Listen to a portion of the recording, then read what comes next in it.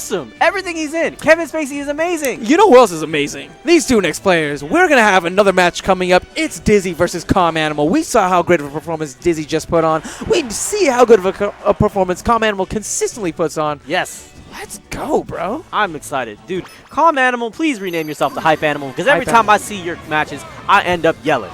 Please, let's make it happen. So something to think about here, again, is the fact that Dizzy does have a lot. It's going to be a lot easier for Dizzy to combo just because Bowser is a very comboable character, and also those disjointed hitboxes are going to make it really hard for Bowser to come in. Yes. That being said, so the lagginess on some of Marth's moves combined with the super armor that are on some of Bowser's moves could actually make it so that if Dizzy overexerts himself, he's going to get eaten by a lot of damage. You're right. You're absolutely right. And yet again, it comes down to Dizzy racking up damage, but not committing fully. So once he has Bowser and CalmAnimal at a high percentage, that's where he should really start to invest. Personally, I wouldn't really look at this match as something to gimp. I'd play this game match out fundamentals. Purely all about spacing, purely only about just the tip, and really trying to take as little risk as possible, because that is exactly what CalmAnimal wants, is you to make a play that finds yourself in a disadvantage, and he will take advantage. And something that I want to see from Dizzy, honestly, and something that we didn't see in that last match with him are some Ken combos. You know, Bowser does not have the best vertical recovery. His vertical recovery is nearly non-existent. Use that. Yes. Use that and make the most of it. Good stuff there by CalmAnimal, able to close that out with a quick grab into an up air. Oh, wow. Here we go. Grab. Oh! Ooh, tries to get the spike on, but it's he's already back onto the stage, yeah. Okay, throwing him back on. How is he going? Interesting. He's continually using that slam. He's trying to see if he can push him that much further out because of it. So one place that I'm seeing CalmAnimal consistently excel at is the game whenever the opponent is on the edge. Even if he doesn't always get the edge guard, getting back on the edge against a player like CalmAnimal is always a chore, it seems. And I think that was the first time in this game that Dizzy was able to get back on that edge without eating some damage from CalmAnimal. Oh, that was a good pickup. He did a great jump neutral into forward air. That was really good. Spike? No. He didn't have the confidence at that time. But this is a really close game. Great dodge there. The percentages are really close at this point. That's true, but at the same time, we have to once again keep in mind the fact that, wow, eats the recovery with that down B. That was some great awareness by CalmAnimal. He's able to take the lead in this game. Dizzy right now is just playing so carefully. He needs to get this kill, but he can't overexert himself because Bowser can really rack up the damage. Are we about to see a string happen? Good shield. And a great forward smash closes that out. It is an even-saw game. I love everybody. I love these warriors. Oh, wow. Here we go. Coming back on. Oh, miss. Armor as he just came back on. That was really good. CalmAnimal really showing his stuff about this character. Not letting Dizzy get on for free. But just there's also something to bear in mind is that there's mental tax that comes with it. Not necessarily damage. Because you have to overexert, constantly exert, and keep thinking about how you're going to come back onto the stage, these games can be mentally taxing as well.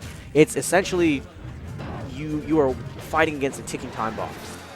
Very true. And you can kind of see, like, this is honestly, like, even with two explosive characters, to some extent, this is a really slow-paced game. We're almost down to that halfway mark. They both have two stocks left, but Dizzy, eager to close this out, puts a well-placed forward smash there. Good job using the tippers. Let's see how... Oh, look at that. Wave dashing backwards and then getting the grab. Wow, these pivot grabs. Popping them up. Dizzy, that please. Up tilt.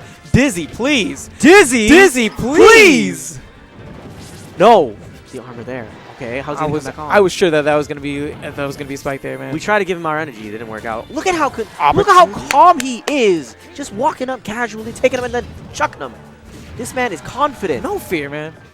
I'd be so scared if I did that to Bowser. I would not have that confidence. I would not have that confidence, man.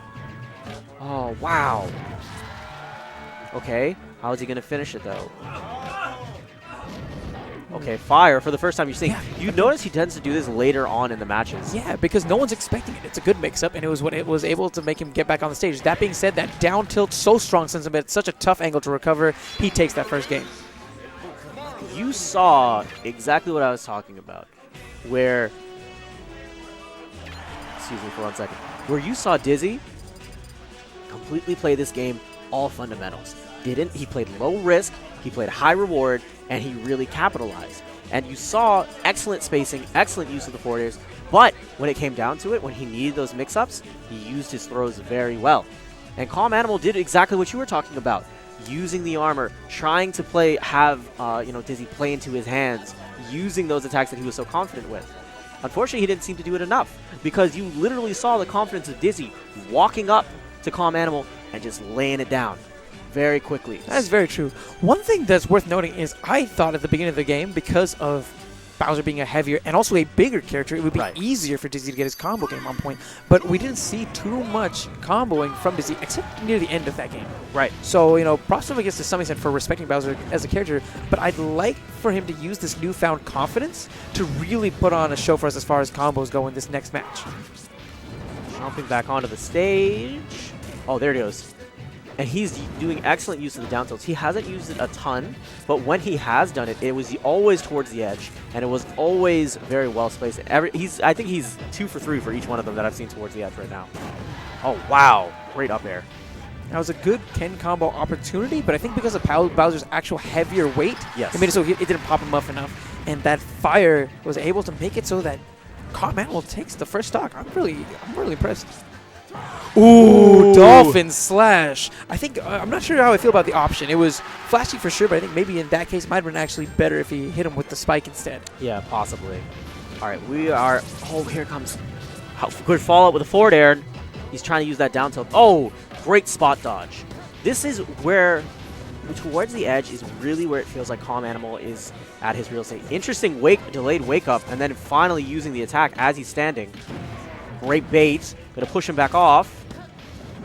Good stuff here. So one thing to note is, even though, at the start of this game especially, we saw like that control for center stage, but something to note is that as the games are progressing, ooh, I had to hold my breath there. Yeah, me too. But as the games are progressing, you'll notice more and more, especially at the beginning of the stocks, Dizzy is waiting to, wow, that was so smart by Dizzy. That was a perfect space attack. Woo!